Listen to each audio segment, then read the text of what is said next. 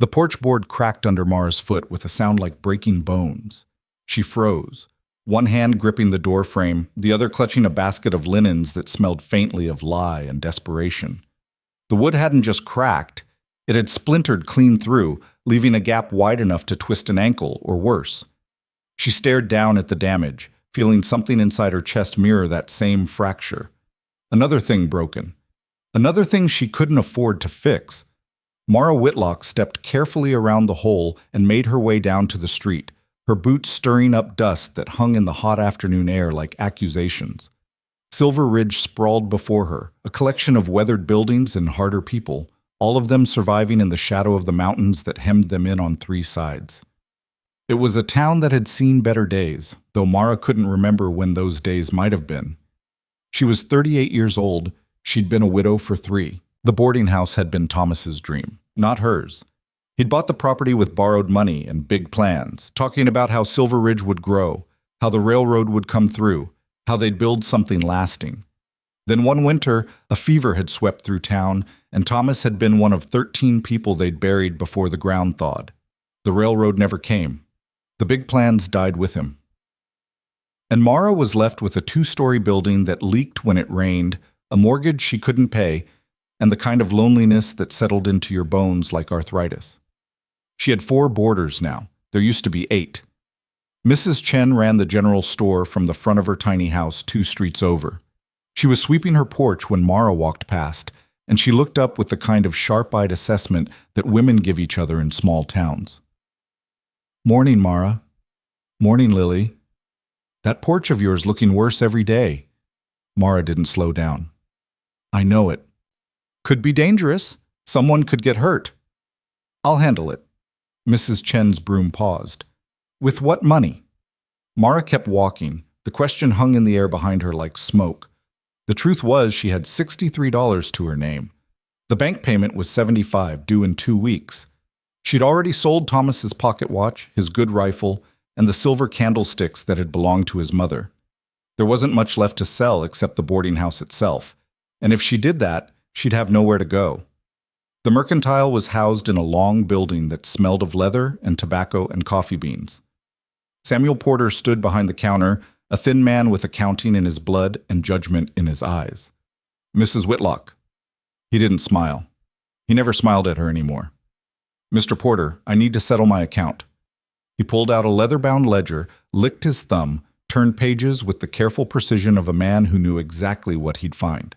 "That would be $18.40. Mara's stomach dropped. She'd calculated it at 15. "Are you sure?" "I'm always sure, Mrs. Whitlock. There's the flour from last month, the lamp oil, the coffee, I know what I bought." Porter's eyebrows rose slightly.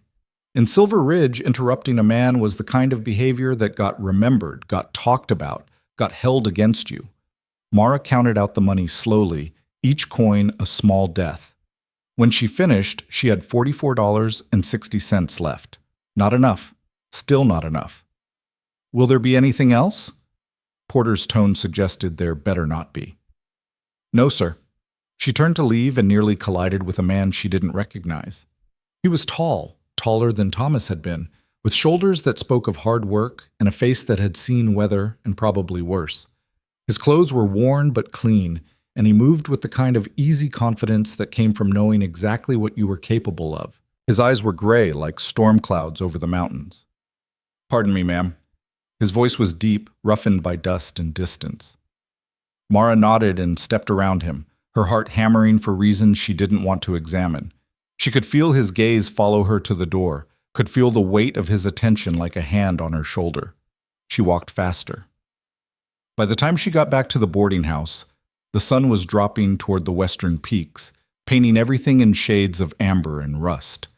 The broken porch board gaped at her like a missing tooth. Inside, the house was quiet. Her boarders wouldn't be back for hours. They were all working men, laborers, and miners who paid their rent on time and kept to themselves. The silence pressed against her ears. Mara lit a lamp in the kitchen and started preparing dinner, her hands moving through familiar motions while her mind circled the same tired problems. The mortgage, the repairs, the slow grinding erosion of everything she'd tried to build. She was slicing potatoes when she heard boots on the porch. Heavy footsteps. Confident. Not one of her boarders. She knew all their gaits. A knock at the door, firm but not aggressive. Mara wiped her hands on her apron and walked to the entrance, wariness prickling along her spine. In Silver Ridge, unexpected visitors after dark were rarely good news. She opened the door 6 inches, keeping her body behind it. The stranger from the mercantile stood on her broken porch, hat in his hands. "Ma'am, I hope I'm not intruding." Mara's fingers tightened on the door. "Can I help you?" "Actually, I was hoping to help you." He gestured toward the splintered board. "Saw you nearly fall through this earlier. Thought I might fix it for you." Every instinct Mara had screamed danger. Men didn't offer help for free. Not to widows. Not to women alone. "I didn't ask for help." "No, ma'am, you didn't." He met her eyes directly. No shame, no calculation. Just steadiness.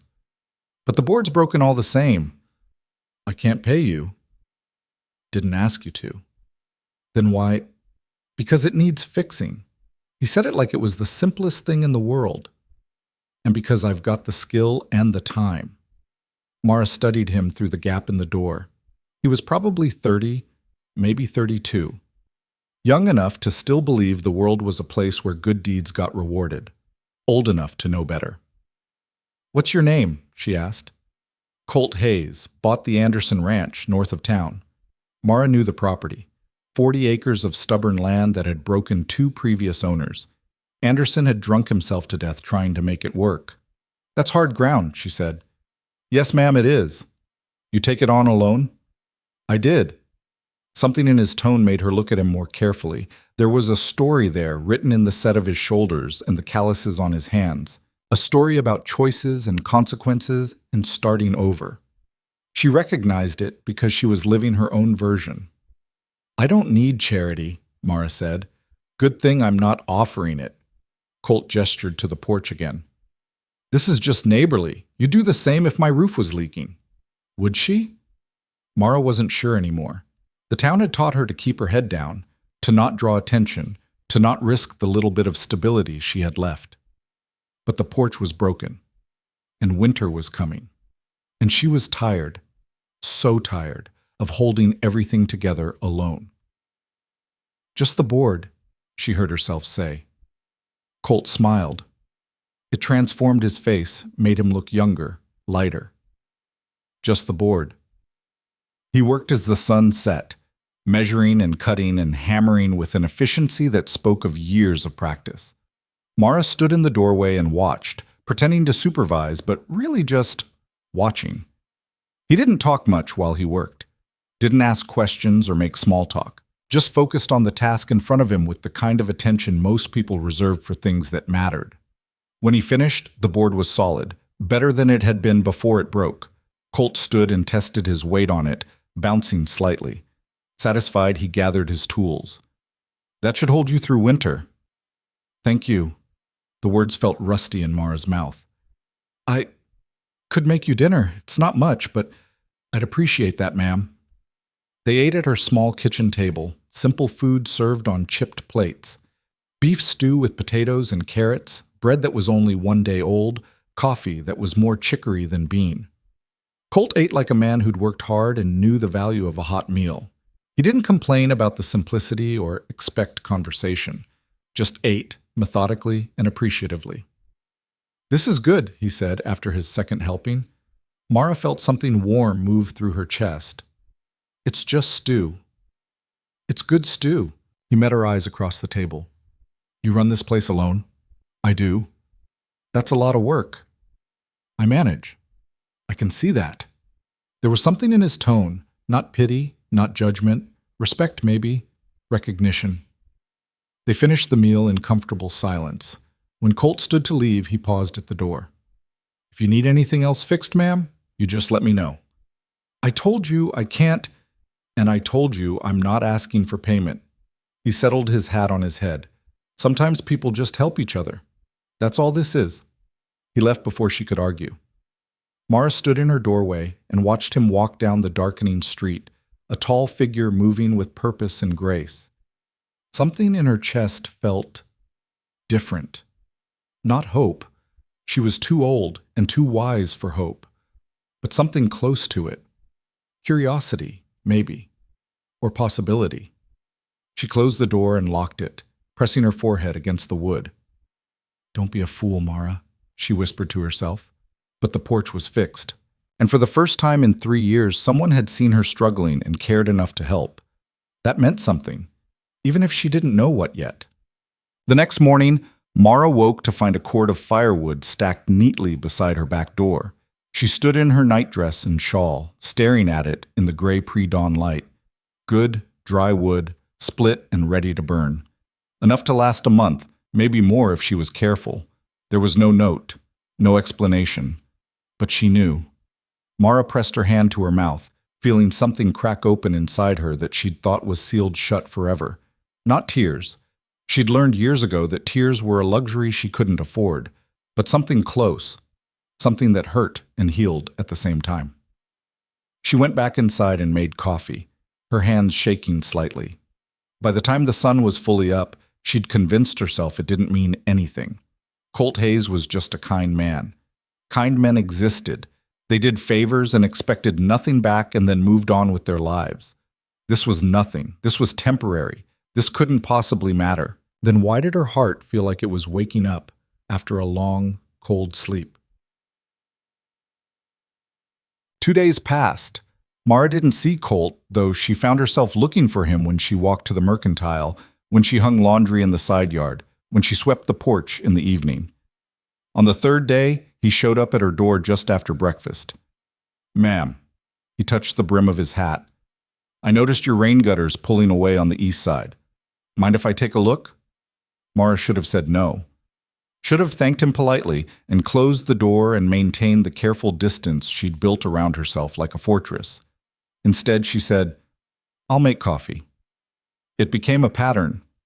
Colt would arrive in the morning or the evening, always with some small repair he'd noticed, some minor fix that needed doing. The gutter, the loose windowsill, the gate that stuck, the chimney that drew poorly, and Mara would feed him. Coffee and biscuits in the morning, dinner in the evening. Simple, plain food, but she found herself taking more care with it than she had in years, making sure the coffee was strong. The bread was fresh. The stew had enough meat.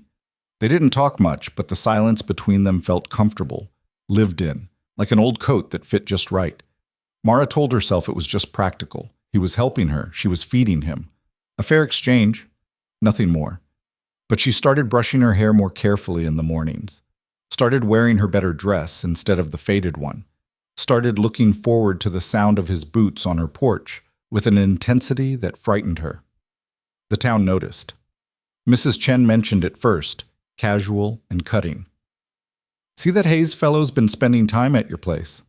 Mara had been buying thread. Her hand stilled over the spools. "He's been doing some repairs." That's generous of him." "It is. Young man like that must want something." Mara met the older woman's eyes directly. "Maybe he's just kind." "Maybe." Mrs. Chen's expression said she didn't believe it for a second. Oops. "But in my experience, men always want something, especially from women alone." The words followed Mara home like stray dogs yapping at her heels. That evening, when Colt showed up to fix a loose floorboard in the upstairs hallway, Mara found herself studying him differently, looking for the angle, the hidden motive, the inevitable moment when he'd ask for what he really wanted. But he just fixed the board, accepted the coffee and the slice of apple cake she offered, thanked her politely, and left. Mara lay awake that night, staring at her ceiling, trying to figure out what game he was playing. The not knowing was worse than if he'd just asked for money or favors or other things. At least then she'd understand. At least then she could say no and be done with it. This uncertainty, this waiting for the other shoe to drop, it was torture. A week later, Mara walked into Porter's Mercantile and found 3 women clustered by the fabric counter, their voices dropping to whispers when they saw her. Sarah Mitchell, Caroline Webb, and Ruth Brennan, the banker's wife. The most influential women in Silver Ridge, the arbiters of respectability and reputation. Mara felt their eyes on her like hands, pushing and prodding, looking for weak spots. She bought her flour and sugar and left without speaking to them. But she heard Ruth's voice, pitched just loud enough to carry. Shameless, really, a woman her age. The words burned all the way home. That night, when Colt arrived, Mara didn't invite him in. "I appreciate everything you've done," she said through the half-open door. "But I think it's best if you stop coming around." Colt's expression didn't change, but something shifted in his eyes. Understanding, maybe. Or disappointment. "Did I do something wrong, ma'am?" "No, you've been—" Mara's throat tightened. "You've been very kind, but people are talking, and I can't afford talk." "What are they saying? Does it matter?" "It does to me." Mara looked away. They think you want something from me, that I'm—" She couldn't say the words, couldn't voice what the women had implied with their whispers and their knowing looks. Desperate, pathetic. A woman past her prime, clinging to a younger man's attention. Colt was quiet for a long moment. When he spoke, his voice was gentle but firm. "Mrs. Whitlock, Mara." It was the first time he'd used her given name. "I don't give a damn what they think, and neither should you. Easy for you to say. You're a man. They'll slap you on the back and call you lucky. But me?" She laughed, bitter and sharp. "I'm the cautionary tale. The fool who should know better." "Then they're the fools, not you." "You don't understand." "I understand plenty." Colt's jaw tightened. "I understand that you've been keeping this place running alone for 3 years. I understand that you work harder than most men I know. I understand that when I look at you, I don't see someone desperate or pathetic. I see someone strong enough to survive what would have broken most people." The words hit Mara like a physical force. She gripped the doorframe, suddenly dizzy. "Why?" she whispered. "Why are you doing this?" "Because when I came to this town, I was starting over. New place, new life, trying to build something from nothing, and the first person I met who wasn't looking at me like I was a problem to solve or an opportunity to exploit was you." He took a half step closer. "You didn't ask me for anything, didn't expect anything, just let me be, and that mattered. I didn't do anything. You existed, you survived, you kept going even when everything was against you." His voice dropped. "That's not nothing, Mara. That's everything." She stared at him, this stranger who'd walked into her life and seen things she'd tried to keep hidden, who'd looked at her struggles and decided they mattered, who'd fixed her broken porch and stacked her firewood and asked for nothing in return except a meal and a moment of quiet company. I'm not what they think I am," she said. "I know. But if you keep coming here, then I keep coming here." Simple. Final. "Unless you tell me you don't want me to. If you say that, if you mean it, I'll walk away right now and you'll never see me again. But don't push me away because of what other people think. That's giving them too much power." Mara's hands were shaking. What if they're right? What if you're wasting your time? How is it a waste if it's what I want to do? You barely know me. Then let me get to know you. The directness of it stole her breath. Men didn't talk like this, not to women like her, not in towns like this. "Why me?" she asked, barely audible. Colt smiled, sad and knowing. "Why not you?" "Because I'm old. Because I'm used up. Because my best years are behind me. Because I have nothing to offer except debt and broken things and a reputation that's hanging by a thread." But she couldn't say any of that out loud. "I need to think," she said instead. "Fair enough." Colt stepped back, giving her space. "But while you're thinking, consider this. I came to Silver Ridge to build something. A ranch, a life, something that matters. And I can do that alone if I have to. But I'd rather not." He left her standing in the doorway, her heart hammering, her mind spinning. That night, Mara lay in bed and let herself imagine it. Let herself picture what it would be like to stop fighting alone, to have someone in her corner, to trust that when she stumbled, someone would be there to catch her. It was terrifying. It was wonderful. It was impossible. 3 days later, Colt's ranch burned. Mara heard about it at dawn when one of her boarders came stumbling in with the news. Fire in the night, barn destroyed, main house damaged. No one knew how it started, but the whispers were already spreading. Suspicious. Too convenient. Someone had a grudge. Mara's blood ran cold. She was dressed and running before she could think, her skirts hiked up, her hair loose and wild. The road to the Anderson place, to Colt's place, was 3 miles of rutted track, but she barely felt it. When she crested the last hill, she saw the smoke. Black and oily, rising against the morning sky like a fist. Colt was in the yard, standing amid the ruins of his barn. His face was streaked with soot, his shirt torn and burned at the shoulder. He was staring at the destruction with an expression that Mara recognized intimately, the look of someone watching their dreams turn to ash. She ran to him without thinking, grabbed his arm. "Are you hurt?" He turned to her, and something in his eyes cracked when he saw her. Relief, gratitude, something deeper that made her chest ache. "I'm fine. The horses got out. That's what matters." "What happened?" "Don't know. Woke up to flames. By the time I got water on it," he gestured at the blackened timber, the collapsed roof, the total destruction of months of work.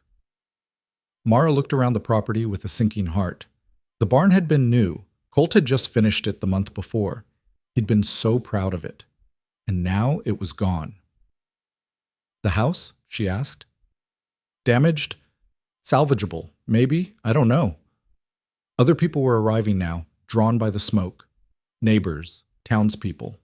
They stood at a careful distance, watching with expressions that ranged from sympathy to satisfaction. Mara saw Ruth Brennan in the crowd, her face carefully neutral but her eyes gleaming. And she understood. This wasn't an accident. This was a message. Stop. Stay away. Know your place. Rage, pure and hot, flooded through Mara's veins. She turned to Colt, grabbed his soot-stained hand. "Come with me." "Mara, come with me. Now."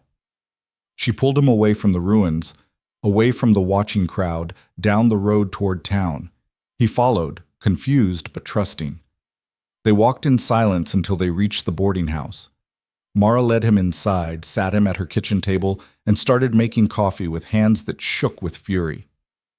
"They did this," she said. "You don't know that. I know it. I know exactly who did it and why." She slammed the coffee pot down. "Because of me. Because you wouldn't stay away from me." Colt was quiet for a long moment. "Even if that's true, it doesn't change anything."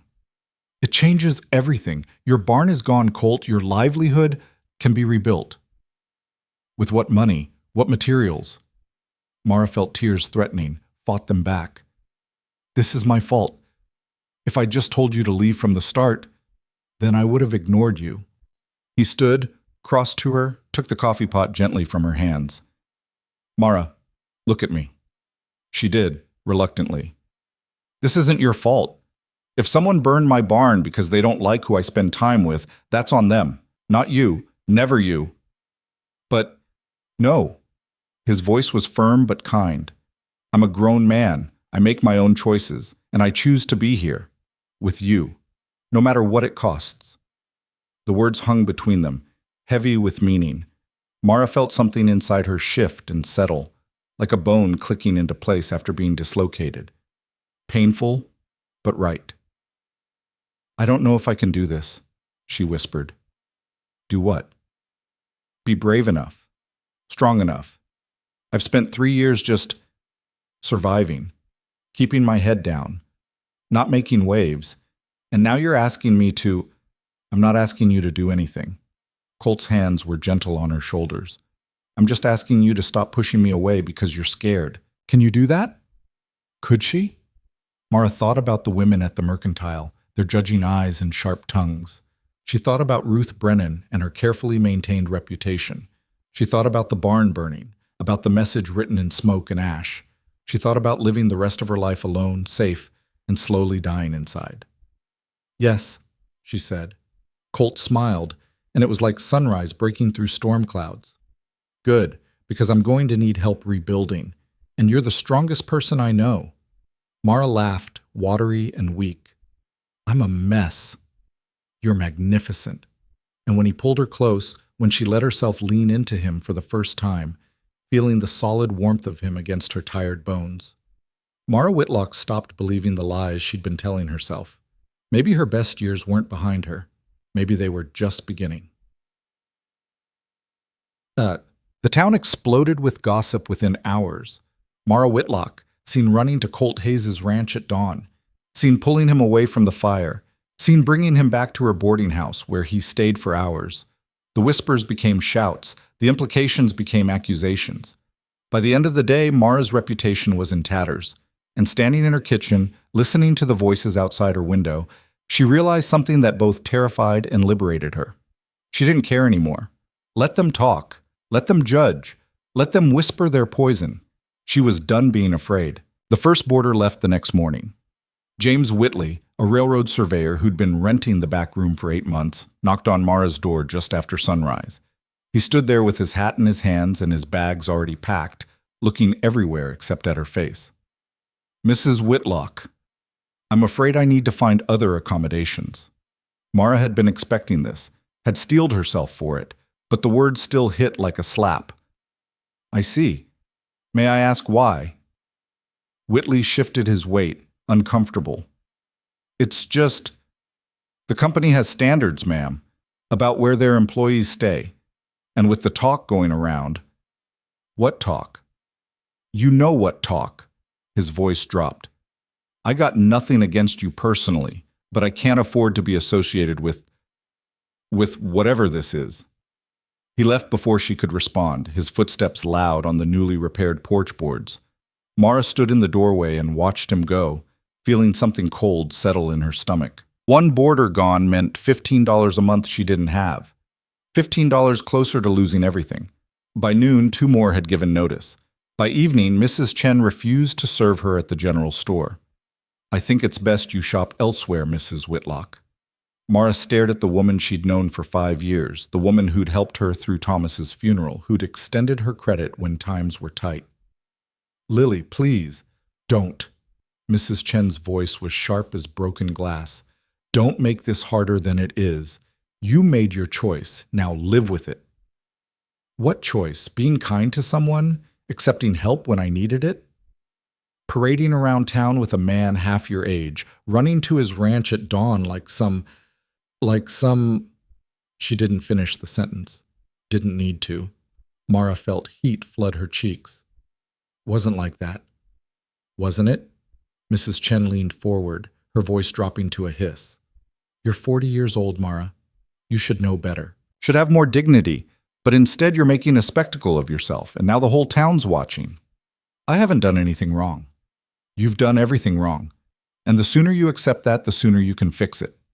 Mara left the store with her basket still empty, her hands shaking so hard she had to clasp them together to keep them still. The walk back to the boarding house felt endless. Every person she passed seemed to stare.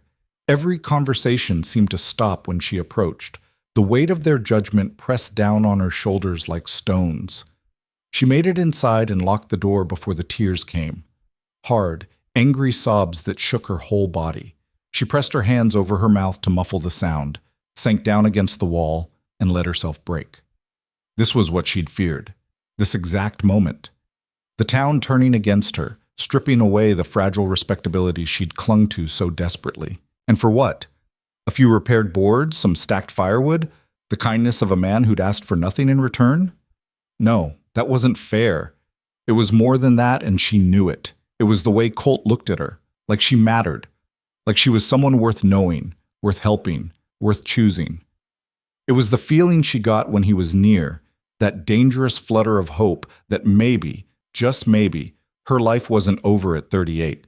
It was the terrifying possibility that she could want something for herself instead of just surviving day to day. And yes, that was worth this. Had to be worth this. Even if it was killing her. A knock at the door made her freeze. She wiped her eyes quickly, stood on shaking legs. "Who is it?" "It's me," Colt's voice rough with concern.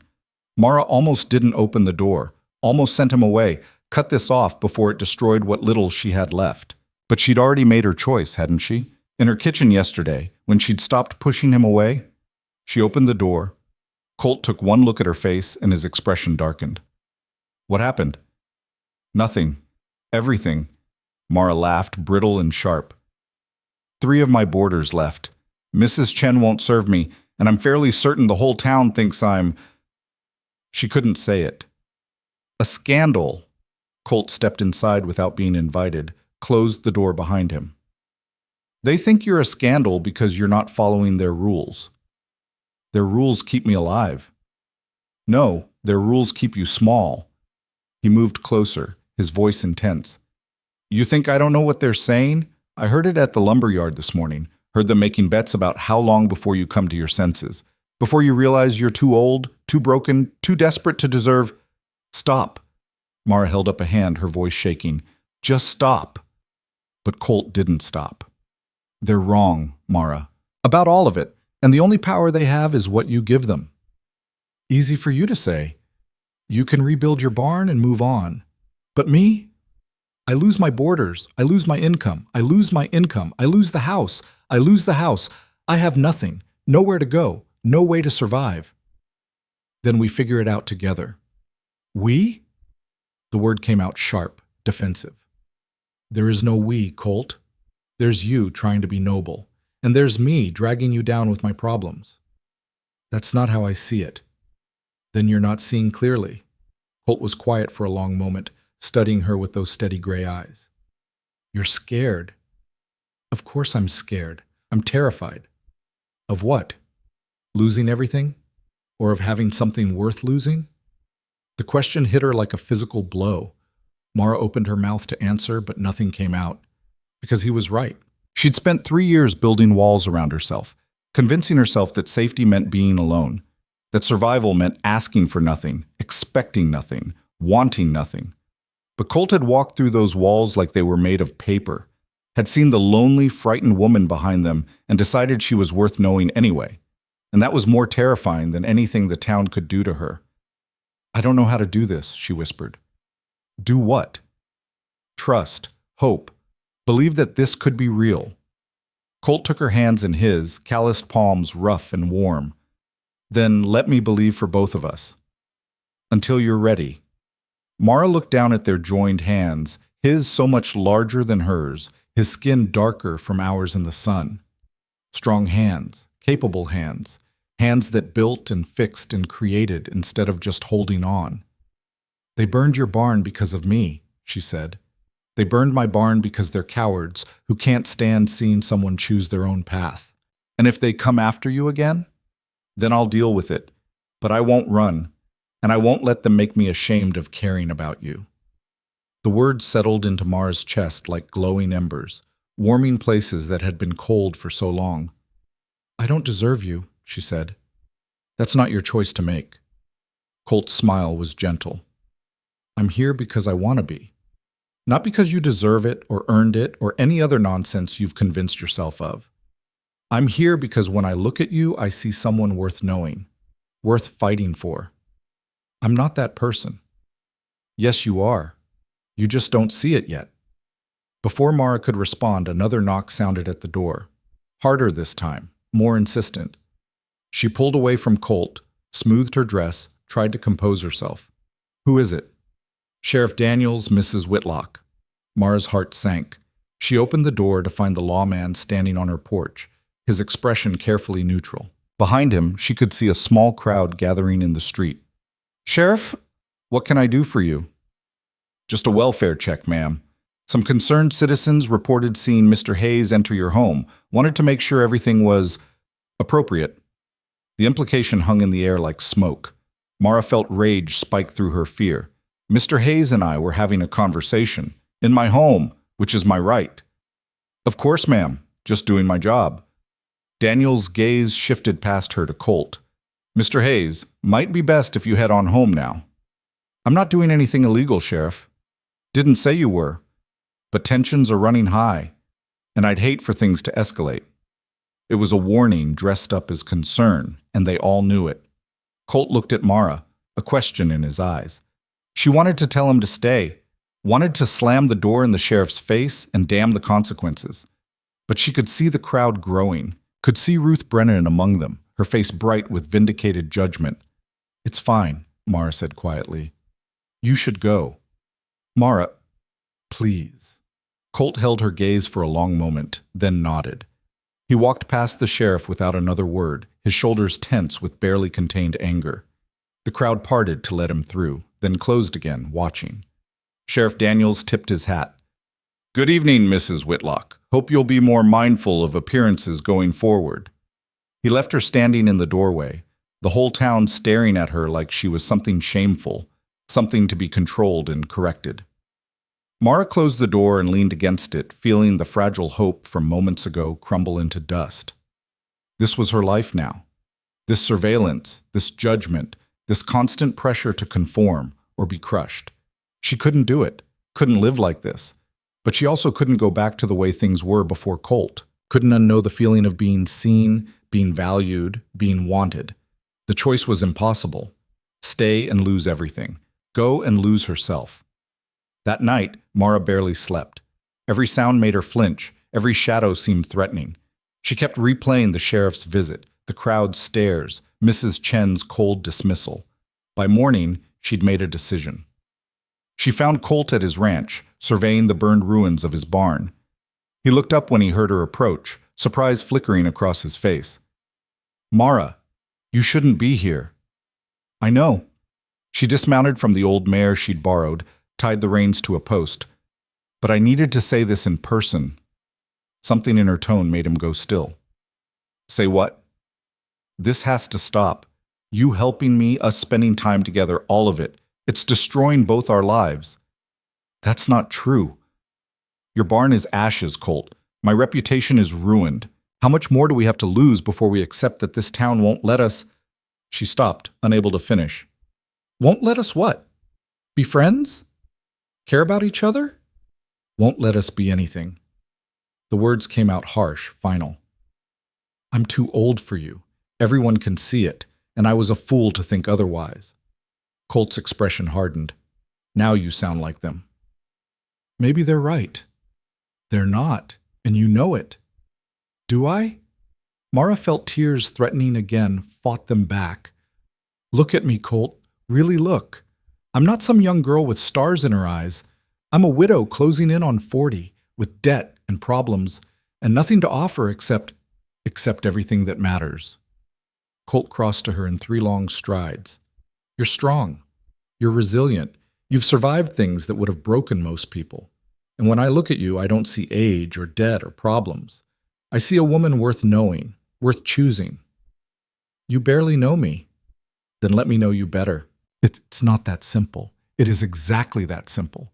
Unless—" He studied her face, and something in his expression shifted. "Unless you're looking for an excuse to run. Because you're scared." The accusation stung because it was true. "I have every right to be scared," Mara said. "This town can destroy me, can destroy both of us." "Only if we let them." "How do we not let them?"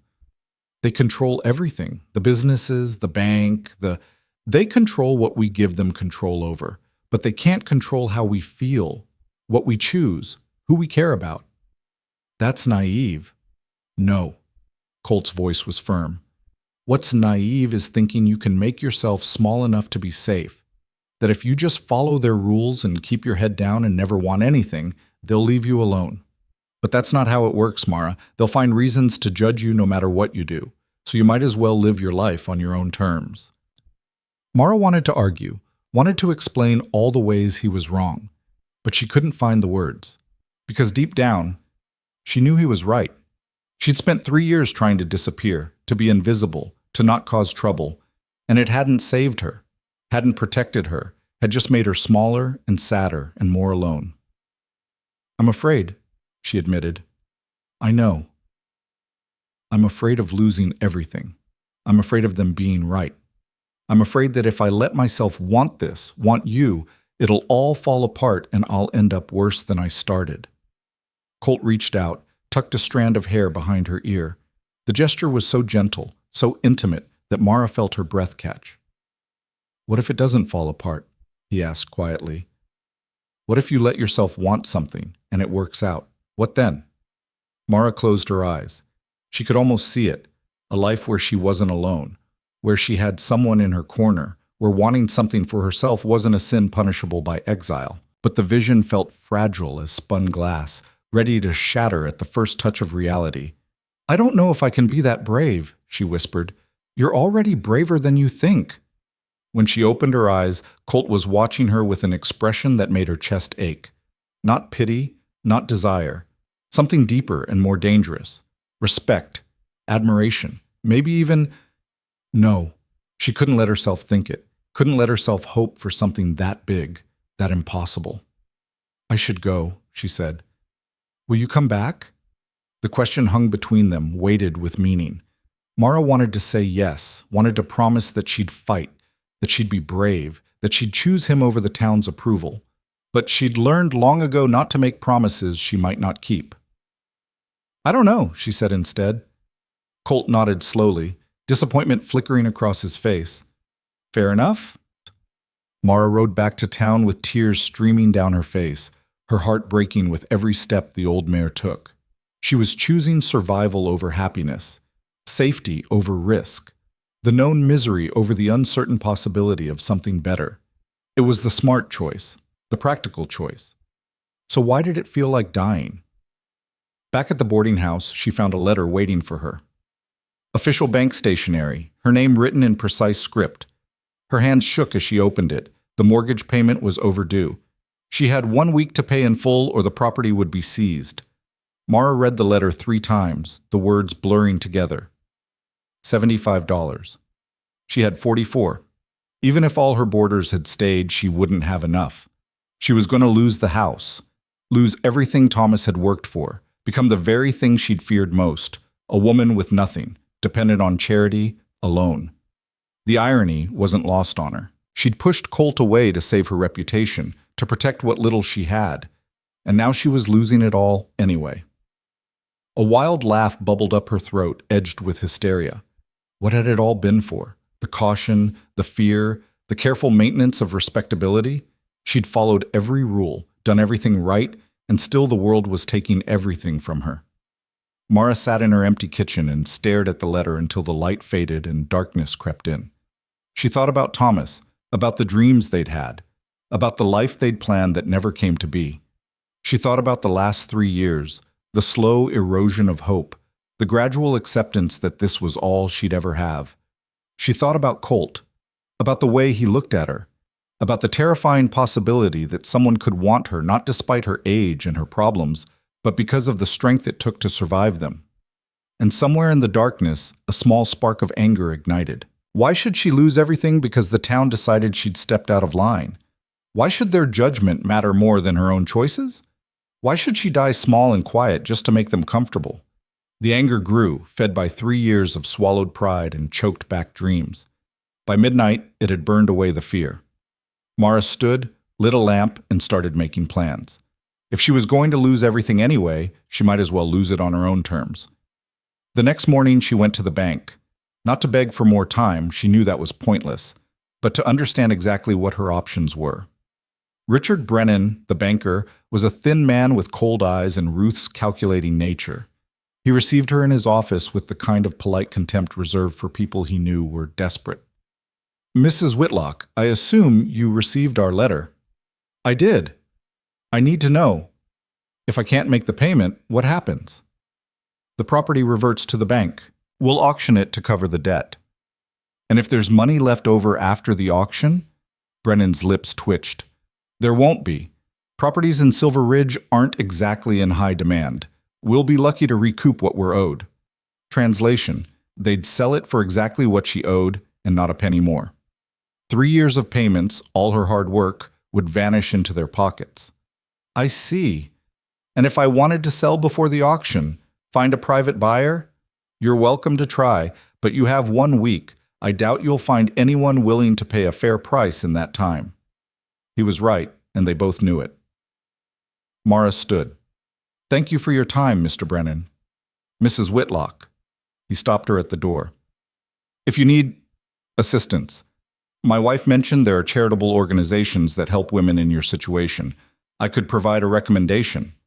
The offer was wrapped in silk but edged with steel. "Accept charity. Accept your place. Admit defeat." "That won't be necessary," Mara said. She walked out of the bank with her head high and her stomach churning. 1 week. 7 days to perform a miracle or accept the inevitable. She was halfway back to the boarding house when she saw Victor Hale. He was standing outside the hotel, talking with Sheriff Daniels and two other men she didn't recognize. Dressed in expensive clothes, silver watch chain gleaming, every inch the powerful rancher who owned half the county. Victor was the kind of man who collected things: land, cattle, influence. And Mara knew, with sudden cold certainty, that he'd been behind the whispers, the pressure, maybe even the fire. Men like Victor didn't like things they couldn't control. And Colt, building something independent on land Victor had once wanted, was exactly that kind of threat. As if sensing her gaze, Victor looked up. Their eyes met across the street. He smiled. Not friendly. Victorious. Then he tipped his hat and went back to his conversation. Mara walked faster, her heart pounding. She'd been so focused on the town's judgment, on protecting her reputation, that she'd missed the bigger game being played. Victor wanted Colt gone, wanted his land. And he'd used her, used the town's prejudices and her own fears, as a weapon. The burned barn hadn't been random. It had been a message: leave or lose everything. And now Colt was probably next, unless someone stopped Victor first. Mara reached the boarding house and stood in the empty parlor, thinking. She had no money, no influence, no power in this town, but she had information. She knew Victor's game, and she had one thing he didn't expect. She had nothing left to lose. That night, Mara rode back to Colt's ranch. It was reckless, dangerous. The whole town would know by morning. She didn't care. Colt was in what remained of his house, hammering boards over a broken window by lamplight. He looked up when she entered, surprise and wariness mixing on his face. "Mara, what are you doing here?" "I came to apologize. And to warn you." She told him everything: the bank letter, her conversation with Brennan, Victor's smile. She laid out the whole ugly picture of manipulation and greed. When she finished, Colt was quiet for a long time. "So he's trying to drive me out," he finally said. "He's trying to break you, and he's using the town's prejudices to do it. The fire, the rumors about us, even the sheriff's visit, it's all calculated. Then we fight back. With what? We have no proof, no allies, no money." Mara's voice cracked. "I'm losing the boarding house in a week. You're losing your ranch piece by piece. We can't win this." Colt crossed to her, took her hands. "Maybe we can't win the way they define winning, but we can choose how we lose." "What does that mean?" "It means we stop playing by their rules, stop trying to appease them or prove we deserve their approval. We build what we want to build, love who we want to love, and let them deal with it. That's suicide. Or it's freedom." His grip tightened. "I came here to start over, Mara, to build something that mattered. And I realized that something isn't just a ranch or a house. It's having people in my life who see me, who matter, who are worth fighting for. You're that person, and I'm not giving that up because Victor Hale thinks he owns this valley." Mara stared at him, this stubborn, beautiful man who refused to accept that some battles couldn't be won. "What are you saying?" "I'm saying stand with me. Not behind me, not in the shadows, but right beside me. Let them see that we choose each other, and whatever happens after that, we face it together." It was insane. It was impossible. It was exactly what she wanted. "I'm scared," Mara whispered. "Me too. What if we lose everything? Then we lose it together, and we start again." Mara looked into his eyes and saw her own fear reflected back, but she also saw determination and hope, and something that looked remarkably like, "Okay," she heard herself say. Colt's smile was like sunrise. "Okay? I'm done being afraid, done trying to make myself small. If they're going to destroy me anyway, I might as well go down fighting." He pulled her close, and Mara let herself lean into him, feeling his heart beat steady and strong against her cheek. For the first time in 3 years, she wasn't alone. And whatever came next, they'd face it together. They spent the night making plans by lamplight, their voices low and urgent as they mapped out a strategy that felt more like desperation than hope. Colt showed Mara the papers for his ranch, the deed that proved his ownership, the receipts for materials he'd bought to rebuild. Everything was in order, everything legal, but they both knew legality meant nothing when men like Victor Hale decided it didn't. He'll come after the land itself, Colt said, spreading the documents across his makeshift table. Find some claim, some loophole. That's how men like him operate. Then we need proof of what he's done. The fire, the harassment, all of it. Proof won't matter if no one's willing to testify. And who in this town would stand against Victor? Mara thought about the faces in the crowd, the people who'd turned their backs on her, who'd watched Colt's barn burn with satisfaction in their eyes. No one, she admitted. Then we go over his head. Contact the territorial governor, the federal land office, anyone with authority beyond Silver Ridge. That takes time. Money for telegrams, for lawyers. Money I don't have. They stared at each other across the table, the impossibility of their situation settling over them like dust. There has to be something, Mara said, some way to fight back. Colt's expression was grim. The only thing that might work is if we can prove Victor started that fire. Arson's a federal crime. Even his influence can't protect him from that. But we have no proof. Not yet. Something in his tone made Mara look at him sharply. What are you thinking? I'm thinking that men like Victor get sloppy when they think they've already won. He's probably planning his next move right now, and sloppy men make mistakes. You want to wait for him to strike again? I want to be ready when he does. It was a dangerous plan, built on assumptions and hope, but it was all they had.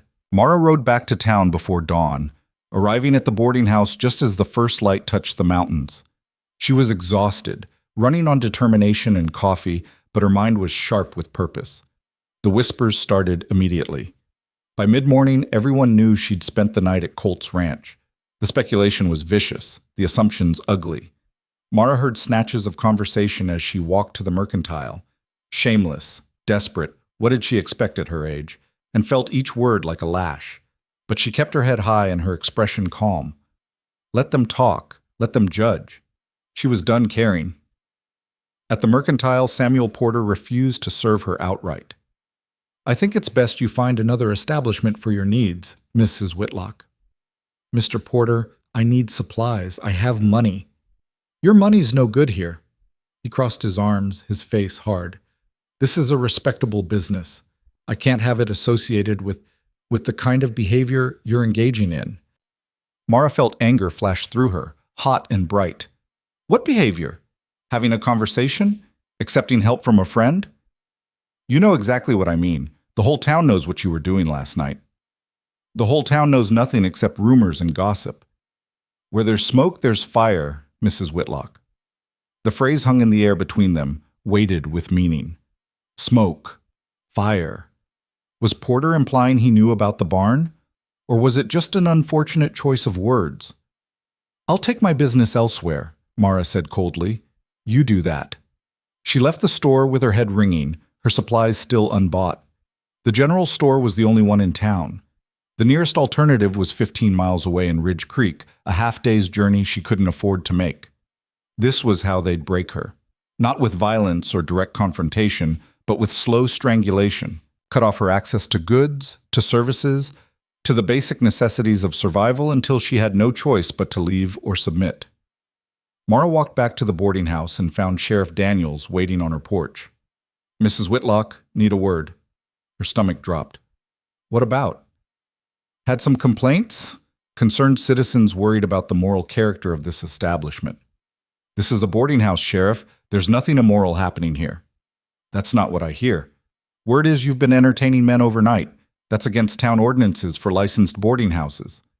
Mara's hands clenched into fists. I haven't been entertaining anyone. I visited a friend's property. That's not illegal. Depends on the nature of the visit. Daniel's expression was carefully neutral, but his eyes were hard. Look, Mrs. Whitlock, I'm trying to help you here. You're making this difficult for everyone. If you just show some discretion, stop flaunting this relationship, maybe things could go back to normal. There is no relationship, and even if there was, it wouldn't be anyone's business but mine. Everything's everyone's business in a town this size. You know that. What I know is that I'm being punished for something I haven't done. For accepting help and offering friendship. Since when is that a crime? Daniels sighed. It's not about crime, ma'am. It's about propriety. About knowing your place. There it was. The truth beneath all the polite concern. Know your place. Stay small. Don't make waves. Is there an actual charge, Sheriff, or are you just here to threaten me? I'm here to warn you. You keep this up, there will be consequences. Official ones. He left before she could respond, his words hanging in the air like smoke. Mara went inside and locked the door, her hands shaking with fury and fear. They were closing in from all sides now, tightening the noose. The bank, the merchants, the law itself, all working together to crush her into submission. But she wouldn't submit. Couldn't. Not anymore. That afternoon, she did something she'd never done before. She walked through town to the saloon in broad daylight, ignoring the stares and whispers, and asked for Victor Hale. The bartender looked at her like she'd lost her mind. "Mr. Hale doesn't receive visitors here, ma'am." "Then tell him Mara Whitlock wants to speak with him. I'll wait." She sat at a corner table, back straight, hands folded, while the entire saloon watched her like she was some kind of exotic animal. Women didn't come into saloons. Respectable women certainly didn't come alone and ask for private meetings with powerful men. But Mara was done being respectable. After 20 minutes, Victor Hale emerged from a back room.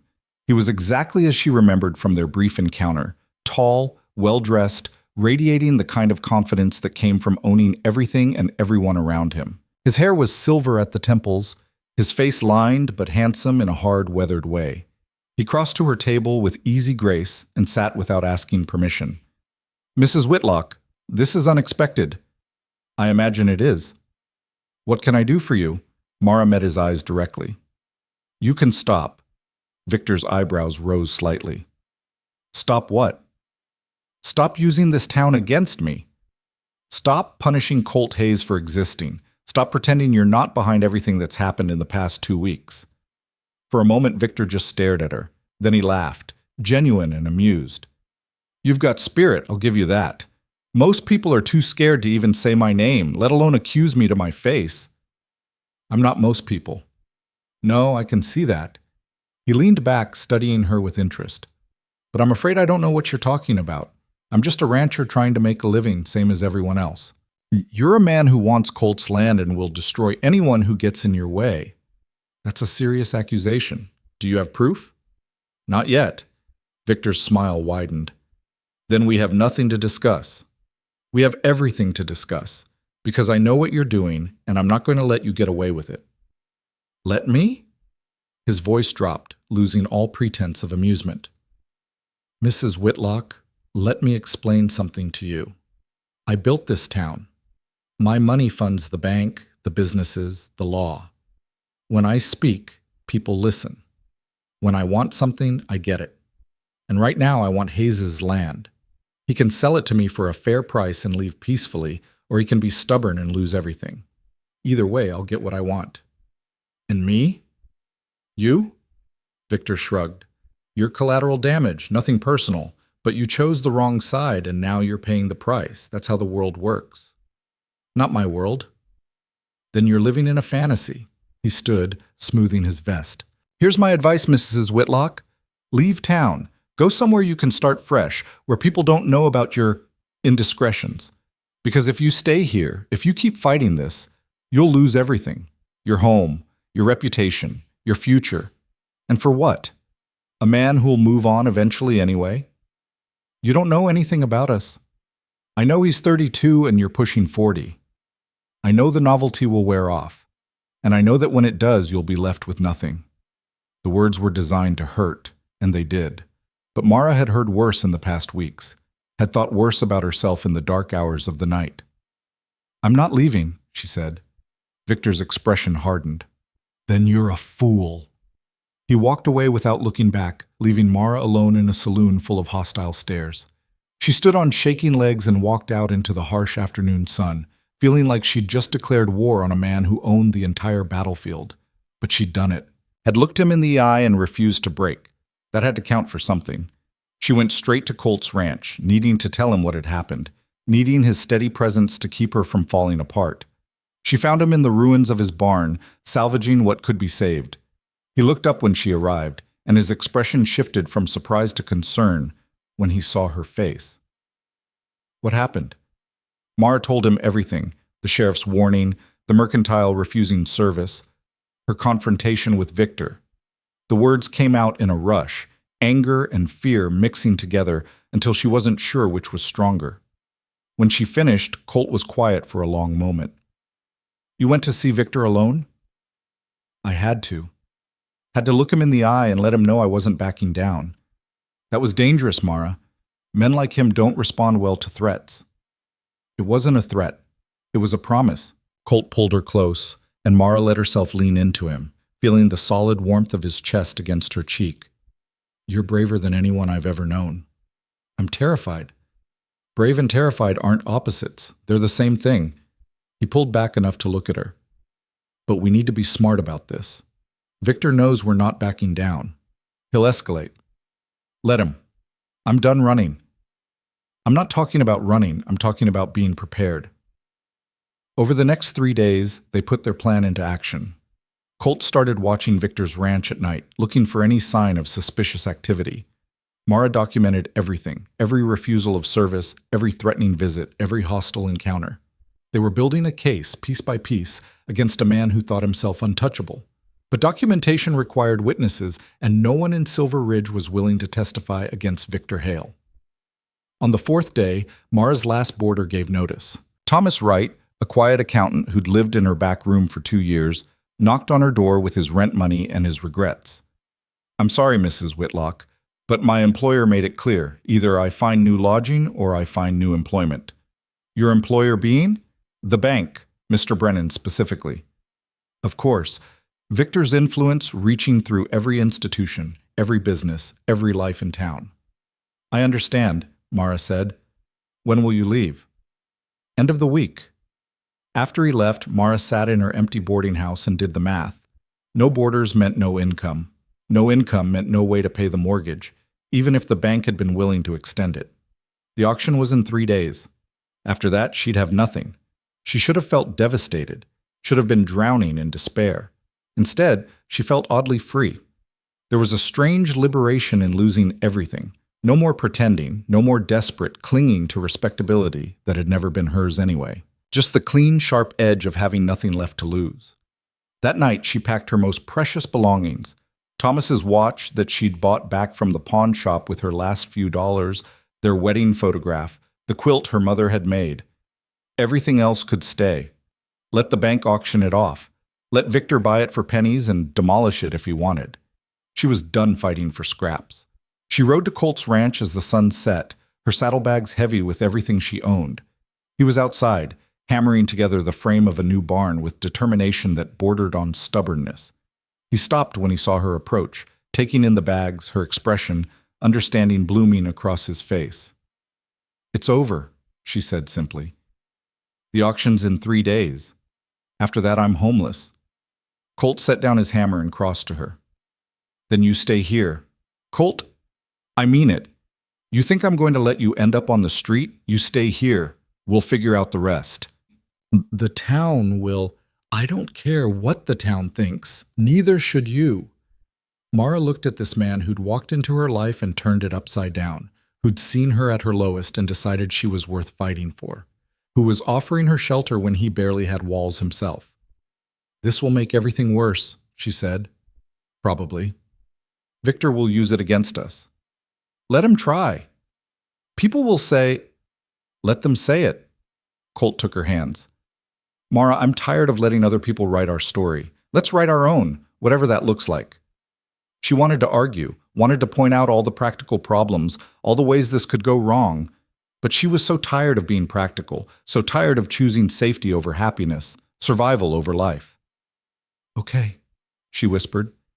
Colt smiled, and it was like watching the sun break through storm clouds. "Okay." They spent that night talking, planning, imagining a future that seemed impossible but felt real in the darkness. They'd rebuild together, start fresh, maybe leave Silver Ridge entirely, head west or north to somewhere they could build something new. It was a dream spun from desperation and hope in equal measure, and it lasted exactly until morning. Mara woke to the sound of horses and shouting.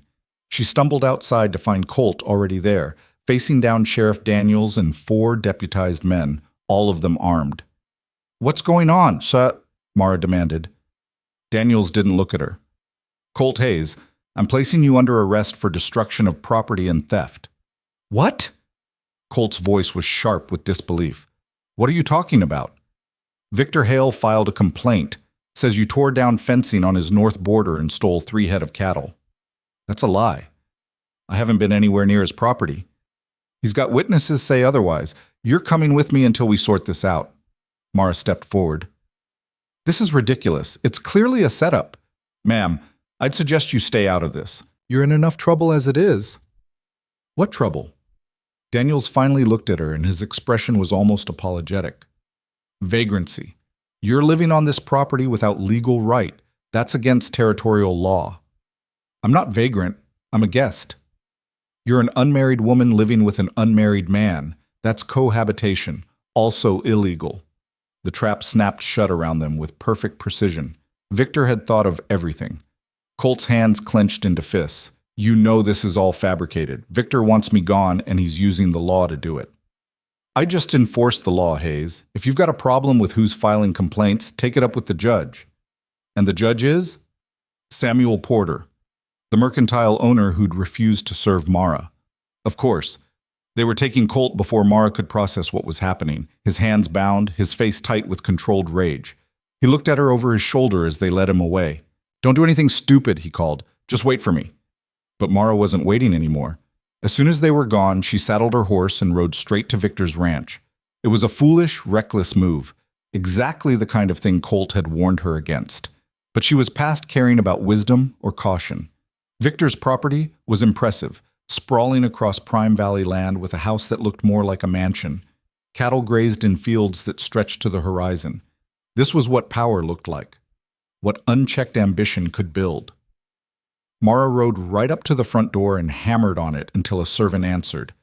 I need to see Victor Hale, now. Mr. Hale isn't receiving. Tell him it's Mara Whitlock. Tell him if he doesn't see me right now, I'm going to start screaming in his front yard about arson and corruption until someone listens. The servant's eyes went wide. He disappeared and returned minutes later with Victor himself, looking amused and slightly irritated. Mrs. Whitlock, you're becoming quite the thorn in my side. Drop the charges against Colt. Why would I do that? Because they're false and you know it. The witnesses disagree. The witnesses you paid to lie. Victor smiled. Again with the accusations, and again with no proof. I don't need proof. I just need you to know that I will fight you on this, every step of the way. I'll find lawyers, I'll contact federal authorities, I'll make so much noise that your comfortable little arrangement here falls apart. With what resources? You're about to be homeless. Hayes is in jail facing serious charges. You have no money, no allies, no leverage whatsoever. I have the truth. The truth? Victor laughed. The truth is whatever the most powerful person in the room says it is. And in this valley, that's me. Mara stared at him, this man who'd built an empire on manipulation and fear, who thought himself untouchable. And she realized something crucial. He was afraid, not of her specifically, but of what she represented, the possibility that someone might say no, might refuse to be controlled, might fight back even when fighting back was impossible. You can't control everything, she said quietly. I can control enough. Not me, not anymore. Victor's smile faded. Then you'll learn a hard lesson about the price of defiance. Maybe. Or maybe you'll learn that some people can't be broken, no matter what you take from them. She turned and walked away, her heart pounding, but her head high. Behind her, she heard Victor call out, You have until the auction tomorrow, Mrs. Whitlock. After that, you're trespassing on bank property. I'd suggest you figure out where you're going to sleep. Mara didn't respond, just kept walking, kept moving, because if she stopped, she might fall apart completely. She rode back to Colt's ranch and collapsed in front of the half-built barn, finally letting the tears come. Great, wrenching sobs that shook her entire body. She'd lost. They'd lost. Victor had won. But even as she cried, even as despair threatened to drown her, a small spark of defiance remained. She wasn't done yet. That evening, Mara visited the jail. Colt was being held in a single cell in the back of the sheriff's office, waiting for the judge to hear his case. Daniels let her see him reluctantly, standing close enough to hear every word. 5 minutes, he said. Colt looked exhausted but unbroken. He gripped the bars when he saw her. Are you okay? I should be asking you that. I'm fine. Angry, but fine. His jaw tightened. This is exactly what Victor wanted. Get me locked up. Get you isolated. Break us both. It's working. No, it's not. Colt's voice was firm. Because we're not giving up. You hear me? No matter what happens, we don't give up. What can we do? You're in jail. I'm losing the boarding house tomorrow. We have nothing. We have each other. That's not nothing. Mara wanted to believe him, wanted to find hope in his steady conviction. But she was so tired, so worn down by the constant battle. I don't know if that's enough, she whispered. Colt reached through the bars and cupped her face. Then let me believe for both of us. Just a little longer. Daniels cleared his throat. Time's up. Mara pressed her forehead against Colt's hand, storing the feeling of his touch like a precious thing. Then she pulled away and walked out before she could break down completely. She spent that night in the empty boarding house, surrounded by the ghosts of better days. Tomorrow it would all be gone. The building, the memories, the last shred of the life she'd tried so desperately to preserve. And she still had no idea how to save any of it. But as she sat in the darkness, Mara made herself a promise. Whatever came next, she would face it with her head high. She would not give Victor Hale the satisfaction of seeing her broken. She would not let this town crush her spirit. And somehow, some way, she would find a way to fight back. Because that's what Colt would do. That's what anyone who refused to accept defeat would do. And Mara Whitlock was done accepting anything. The morning of the auction dawned gray and cold, with clouds hanging low over the mountains like a funeral shroud. Mara dressed carefully in her best dress, the dark blue one she'd worn to Thomas's funeral, and pinned her hair up with steady hands. If she was going to watch everything she'd fought for get sold off piece by piece, she'd do it with dignity. The auction was set for 10 o'clock in front of the courthouse. By 9:30, half the town had gathered, drawn by spectacle and the chance to pick over her belongings like vultures. Mara walked through the crowd with her head high, ignoring the whispers, the pointed stares, the satisfaction in Ruth Brennan's eyes. Richard Brennan stood on the courthouse steps with the auctioneer, a thin man from Ridge Creek who specialized in foreclosures and estate sales. The boarding house furnishings had already been hauled out and arranged in lots: furniture, dishes, linens, everything that had made it a home. Mara's throat tightened at the sight of Thomas's favorite chair sitting in the dust, the reading lamp beside it, the small table where he'd kept his pipe. 3 years she'd preserved these things, keeping his memory alive through objects. Now they'd be scattered to strangers who'd never know the man who'd used them. Lot 1, the auctioneer called. Dining table, solid oak, seats 8. Who'll start the bidding at $5? The sale began, each item going for a fraction of its worth. The townspeople bid with barely concealed glee, getting bargains while watching a woman's life dismantled. Mara forced herself to watch every sale, to bear witness to this final humiliation.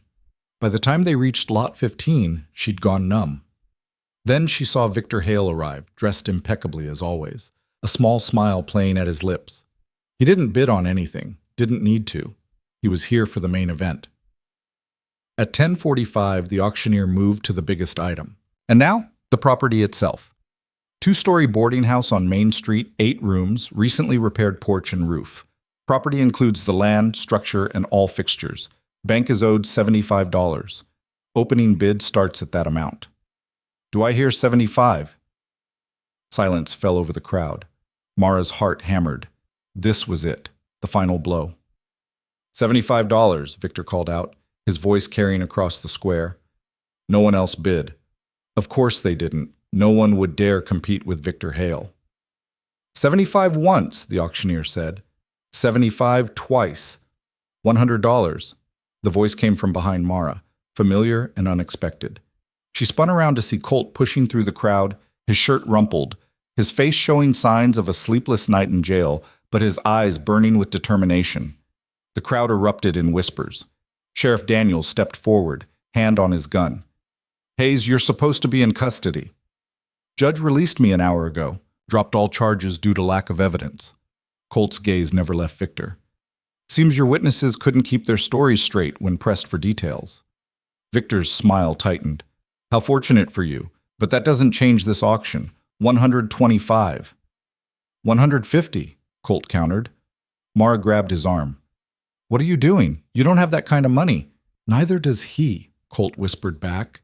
He's bidding on credit, on his reputation, but I can make him work for it. Victor's eyes narrowed. $200.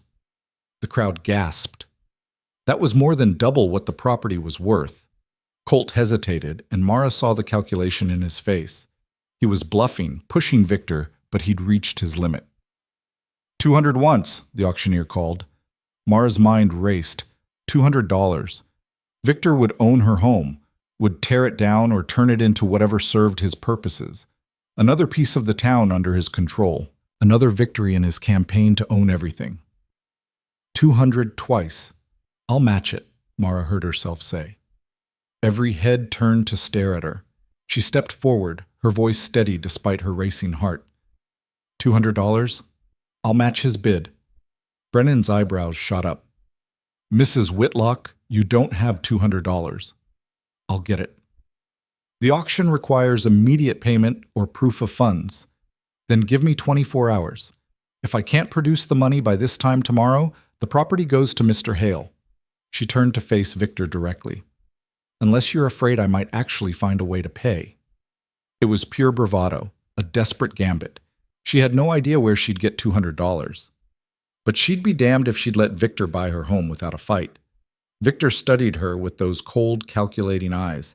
He could refuse, could demand the auction continue right now, but doing so would make him look afraid of a penniless widow, and men like Victor couldn't afford to look weak. 24 hours, he said finally.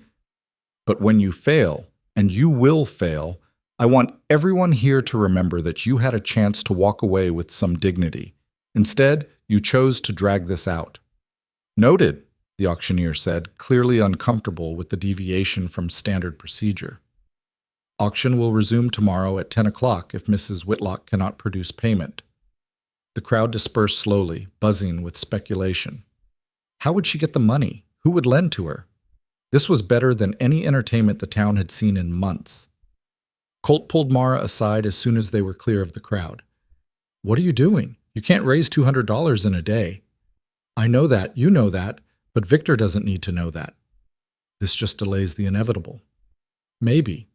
Or maybe it buys us time to find another way. Mara's mind was already spinning, cataloging possibilities, discarding impossibilities. There has to be something we're missing, some angle Victor hasn't covered. Mara, I'm not giving up, Colt. Not now, not after everything. She gripped his hands. How did you get out of jail? The judge is Samuel Porter, but the territorial marshal happened to be passing through. He heard about the charges, demanded to review the evidence. When he started asking hard questions, Victor's witnesses suddenly couldn't remember details. One even admitted he'd been paid to lie. So they dropped the charges. The marshal strongly suggested it. Also suggested that filing false reports was a crime he'd be happy to investigate further. Colt's smile was grim. Victor backed down rather than face federal scrutiny. A spark of hope flared in Mara's chest. The marshal, is he still in town? Left an hour ago. Why? The spark died. I was thinking if we could get someone with actual authority to investigate Victor, the arson, the intimidation. We'd need proof, and we still don't have any. They walked back to Colt's ranch in silence, both of them thinking, planning, searching for solutions that seemed to slip through their fingers like water. At the ranch, Mara sat on the porch of the partially rebuilt house and stared at the charred remains of the barn. Tell me about the fire again. Every detail. Colt settled beside her. I've told you everything I know. I woke up to smoke and flames. By the time I got outside, the barn was fully involved. I managed to get the horses out, but the structure was already gone. What time was it? Around 2 a.m. And you didn't see anyone? Hear anything beforehand? Nothing. The first sign was the smoke. He paused, thinking. Though, there was something odd. One of my horses was agitated earlier that evening, kept pacing in his stall, wouldn't settle. I thought maybe he was colicking, but he calmed down after midnight. What if he was reacting to someone being nearby? Someone who shouldn't have been there? Colt's expression sharpened. You think someone was on the property earlier, setting it up? Fire doesn't just spontaneously start in a barn. Someone had to set it, and they'd need accelerant, kindling, something. Maybe they came early to prepare, waited until you were asleep to light it. That still doesn't give us proof. Mara stood abruptly. Show me exactly where the fire started. They walked to the ruins, and Colt pointed to the northeast corner. It spread from there. I could tell by the burn patterns. Mara studied the blackened earth, the collapsed timbers. She wasn't sure what she was looking for, but there had to be something. Some evidence Victor's men had left behind. She was picking through the debris when her foot struck something metal. She bent down and pulled out a scorched tin container, the kind used for lamp oil. Is this yours? She asked. Colt took it, examining it closely. No. I keep my oil in the shed, and it's in larger cans than this. Mara's pulse quickened. Someone brought this here. Someone who needed accelerant to start the fire. It's not enough. Anyone could have left it, could have been here for years. Not with that label. Mara pointed to the faint lettering still visible on the tin. That's from Porter's Mercantile. He started carrying that brand 6 months ago. Colt's eyes widened. So someone bought this in the last 6 months, brought it here, and used it to start the fire. Can you make out the rest of the label? They scraped away soot carefully, revealing more of the writing. At the bottom, almost illegible, was a number, 2847. That's a lot number, Mara said. Porter keeps records of every sale, matches them to lot numbers for his inventory. Well, so if we can get access to his records, we can find out who bought this specific can of oil. And we have our arsonist. They stared at each other, hope and excitement warring with the practical problem of how to access records Porter would never willingly share. We could break into the Mercantile, Colt suggested, and get arrested for burglary. Victor would love that. Then we need Porter to give us the records voluntarily. He hates me. He'd never help. Not you, but maybe someone else. Colt thought for a moment. What about Mrs. Chen? She and Porter are friends. If she asked to see his inventory system, claimed she was thinking of using a similar one for her store, she refused to serve me, remember? She's part of the problem. Maybe. Or maybe she's just scared like everyone else. Mara considered it. Lily Chen had been kind to her once, before the town turned, before the pressure became too much. Was there any chance that kindness remained beneath the hostility? It's worth a try, she said finally, but I should be the one to ask her. That's a terrible idea. Probably. But it's my reputation, my fight. If I'm going to rebuild any kind of life here, I need to start by facing the people who turned their backs on me. Colt looked like he wanted to argue, but something in her expression stopped him. Then I'm coming with you. That'll make it worse. I don't care. They rode into town together as the sun began its descent toward the mountains, painting everything in shades of amber and gold. The beauty of it felt like mockery. How could the world be so lovely when everything was falling apart? Mrs. Chen's store was closing up for the day when they arrived. She saw them coming and her expression hardened, but she didn't flee inside, just stood on her porch with her broom, waiting. Mrs. Chen, Mara said, dismounting, I need to talk to you.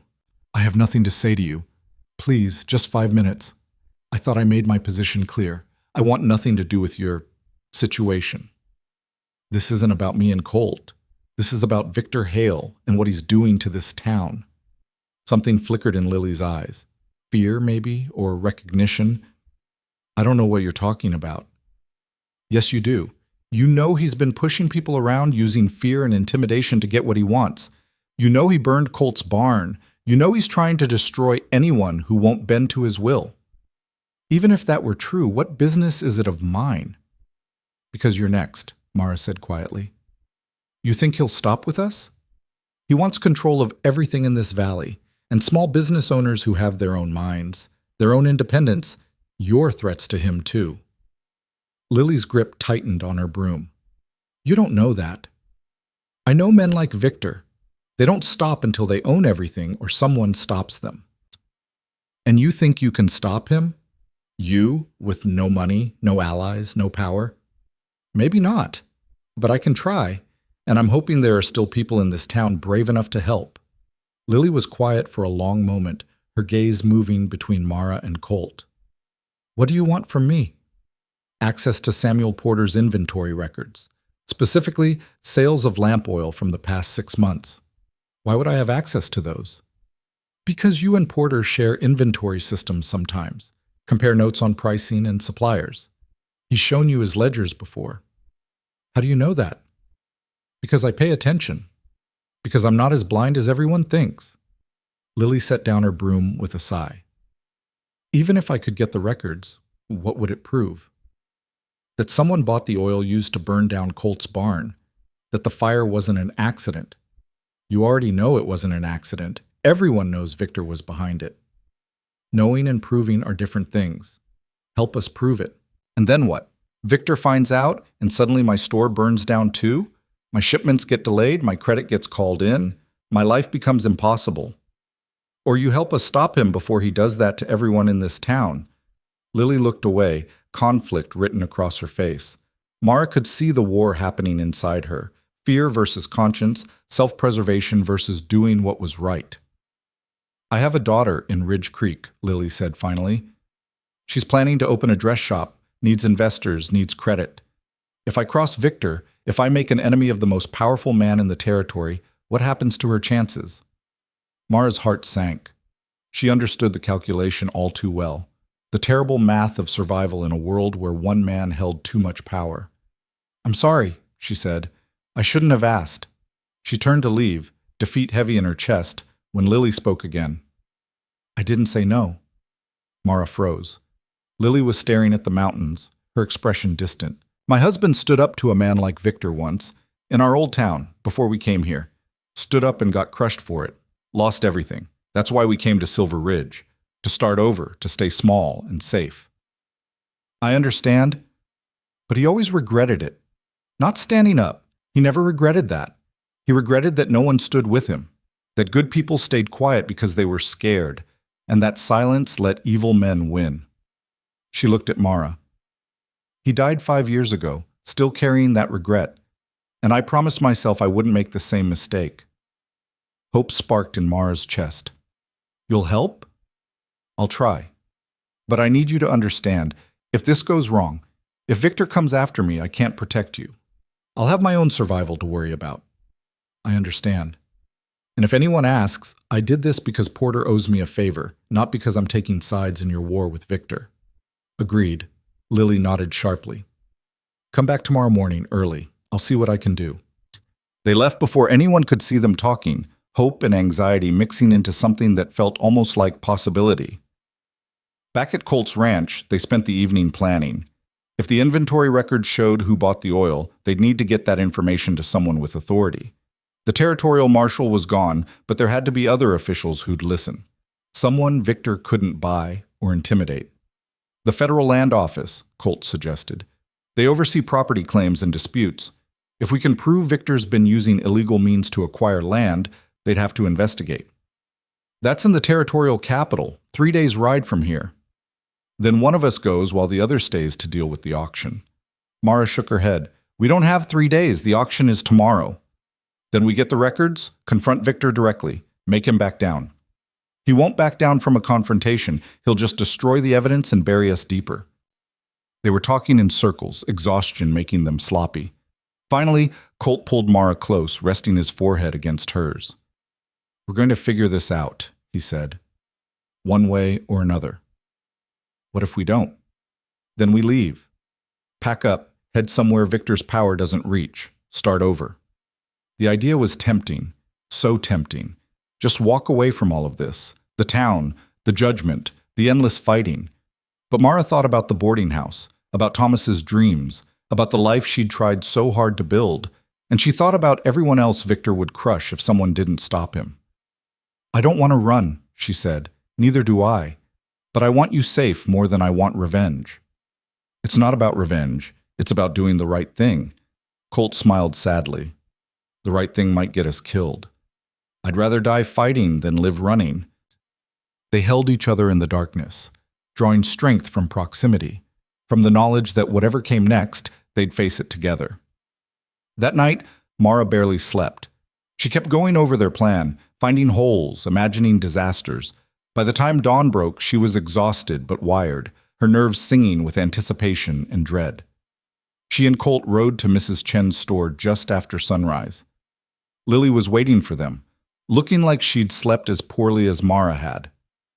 "I got them," she said without preamble, pulling out a folded stack of papers. Porter's inventory records for lamp oil, last 6 months, lot numbers, and purchase dates. Mara's hands trembled as she took them. "Thank you. You have no idea what this means. I hope it's worth it. I hope you actually stop him." "We'll try." Lily hesitated, then touched Mara's arm. "I'm sorry for how I treated you. You didn't deserve that. You were protecting yourself, I understand." "Understanding doesn't make it right." Lily's eyes were bright with unshed tears. "What's happening to you? It could happen to any of us. And if we don't stand together, if we let them divide us with fear and judgment, then we all lose." Mara pulled her into a brief, fierce hug. "Thank you for being brave." They rode back to Colt's ranch and spread the papers across his makeshift table, searching for lot number 2847. It took 20 minutes of cross-referencing dates and inventory codes, but they found it. Lot 2847, lamp oil, sold on August 15th, 2 weeks before the fire, and the purchaser was listed as J. Matthews. Mara frowned. "Who's J. Matthews?" "John Matthews. He's one of Victor's ranch hands, works as his foreman. So Victor's own employee bought the oil used to burn down your barn. That's not proof Victor ordered it. Matthews could have done it on his own initiative." "You really believe that?" "No, but a lawyer would argue it. We need more." Mara stared at the records, her mind racing. They had a connection, but it wasn't enough. Not nearly enough to bring down a man like Victor Hale, unless they could get Matthews to talk. "We need to confront him," she said. "Today, before the auction. Make him tell the truth about who gave the orders." "He won't talk. Victor owns him completely." "Then we make him an offer. Immunity from prosecution if he testifies against Victor." "We can't offer that. We're not law enforcement." "But the territorial marshal can. If we can get to him, convince him to come back. He's already 3 days gone. We'd never catch him in time." They were spiraling again, chasing possibilities that led nowhere. Mara felt frustration building in her chest, hot and tight. "There has to be a way," she said. "We're so close." Sometimes close isn't enough. The words stung, mostly because they might be true. Mara looked at the papers spread across the table, at the evidence that proved Victor's guilt but couldn't quite seal it. She thought about the auction in 4 hours, about the $200 she didn't have, about the life she was about to lose. And she made a decision. "I'm going to see Victor," she said. "Mara, no. I'm going to show him this evidence. Tell him I'll take it to every federal authority I can find unless he backs off, drops his bid on the boarding house, leaves us alone, stops terrorizing this town. That's blackmail. That's negotiation. It's suicide. He'll just have you arrested or worse." "Maybe, but I have to try." She met Colt's eyes. "I can't just let him win without using every weapon I have, even if it's a desperate, foolish weapon." Colt grabbed her hands. "Then I'm coming with you." "No. If this goes wrong, if he does something to me, I need you free to fight back, to get real justice. I'm not letting you walk into danger alone. You have to, please, Colt. Trust me to do this." They stared at each other, the weight of everything unsaid hanging between them. Finally, Colt nodded, his expression anguished. "If you're not back in 2 hours, I'm coming after you." "Fair enough." Mara rode to Victor's ranch alone, the inventory records folded in her pocket, her heart hammering against her ribs. This was reckless, dangerous, possibly the last mistake she'd ever make. But she was done playing it safe.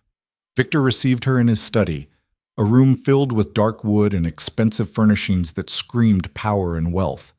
He looked unsurprised to see her, which somehow made everything worse. "Mrs. Whitlock, come to beg for mercy before the auction?" "I came to offer you a deal." His eyebrows rose. "I'm listening." Mara pulled out the papers and laid them on his desk. "This is proof that your foreman bought the lamp oil used to burn down Colt's barn. Proof that the fire was arson, ordered by you." Victor glanced at the papers without touching them. "Interesting theory. Can you prove I ordered anything?" "Can you prove you didn't?" "I don't have to prove anything. You're the one making accusations. Accusations I'll take to every federal authority I can reach. The territorial marshal, the land office, the Department of Justice if necessary. I'll make enough noise that someone will have to investigate. And when they do, when they start looking closely at how you've been acquiring property, intimidating rivals, burning down buildings, how long do you think your empire will survive that scrutiny? Victor's smile never wavered, but something cold flickered in his eyes. You're bluffing. Try me. They stared at each other across the desk, locked in a battle of wills that could end only one way or the other. Finally, Victor laughed. You've got courage, I'll give you that. Most people fold the first time I push, but you just keep coming back. Is that a yes or a no? It's a counteroffer. He leaned forward. You drop this ridiculous crusade. You and Hayes leave Silver Ridge quietly. In exchange, I'll withdraw my bid on your boarding house, let someone else buy it. You walk away with your lives and whatever dignity you have left. And if we refuse, then I destroy you both. Completely. Not just property and reputation, everything. I'll make sure you can't find work anywhere in the territory. Make sure no town will take you in. You'll die alone and penniless, and no one will care. Mara's hands clenched into fists. You can't control everything. Maybe not, but I control enough. Victor's voice dropped, dangerous and cold. Last chance, Mrs. Whitlock. Take the deal or lose everything. Mara thought about running, about taking Colt and disappearing into the vast western territories, starting fresh somewhere Victor's influence couldn't reach. But she thought about Lily Chen, finding courage after years of fear, about every other person in Silver Ridge living under Victor's thumb, too scared to fight back. If she ran now, who would stand against him? No deal, she said. Victor's expression hardened. Then you've made your choice. Mara stood and walked out, her legs somehow steady despite the terror coursing through her veins. She'd just declared war on the most powerful man in the territory, and in 3 hours she'd lose everything, but at least she'd lose it on her own terms. Mara rode back to Colt's ranch with her mind spinning, the weight of what she'd just done pressing down on her chest like a stone. She'd walked into Victor's den and refused his offer, had burned the last bridge that might have saved her from complete ruin. In less than 3 hours, she'd stand in front of the courthouse and watch everything slip away. Colt was pacing outside the half-built house when she arrived, and the relief on his face when he saw her almost broke her composure. Thank heaven you're safe. I was about to... He stopped when he saw her expression. What happened? I showed him the evidence, told him I'd take it to federal authorities unless he backed off. And? He offered us a deal, leave town quietly, and he withdraws his bid on the boarding house. Colt's jaw tightened. You said no. I said no. Mara, I know it was stupid and reckless and probably just cost us everything, but I couldn't do it, Colt. Couldn't let him win by running away. Colt pulled her close, and Mara let herself sink into his embrace, drawing strength from his solid presence. We're going to figure this out, he said. There's still time. But they both knew there wasn't. 2 hours and 40 minutes until the auction resumed. 2 hours and 40 minutes to produce $200 they didn't have or watch Victor Hale claim the last piece of Mara's life. They were still standing there, holding each other against the inevitable, when they heard hoofbeats approaching. Multiple riders, coming fast. Colt tensed, his hand moving instinctively toward the rifle propped by the door. But when the riders came into view, Mara's breath caught. It was Lily Chen, flanked by 3 other women Mara recognized from town. Sarah Mitchell, Caroline Webb, and even Ruth Brennan, the banker's wife whose judgment had been the sharpest of all. Lily dismounted first, her expression fierce and determined. We need to talk. Mara stepped forward, confused. What are you doing here? Saving your stubborn hide, hopefully. Lily pulled out a small leather pouch and handed it to Mara. Count it. Mara's hand shook as she opened the pouch and poured coins into her palm. Gold and silver gleamed in the morning light. She counted once, then again to be sure. $87, she whispered. Sarah brought 30, Lily said. Caroline brought 22. I brought 20. Mara looked at Ruth Brennan, who stood slightly apart from the others, her face pale but resolute. And you? $15, Ruth said quietly. It's all I could get without my husband noticing. The numbers didn't add up. Mara's tired brain tried to make sense of it. That's only 87. I need 200. We know, Lily said, but it's a start, and we're not the only ones. As if summoned by her words, more riders appeared. Men this time. Thomas Wright, Mara's former boarder, along with 2 miners and a ranch hand Mara vaguely recognized from the saloon. Wright dismounted and pressed a folded wad of bills into Mara's hand. $43 for me and the boys here. We figured it was time someone stood up to Victor.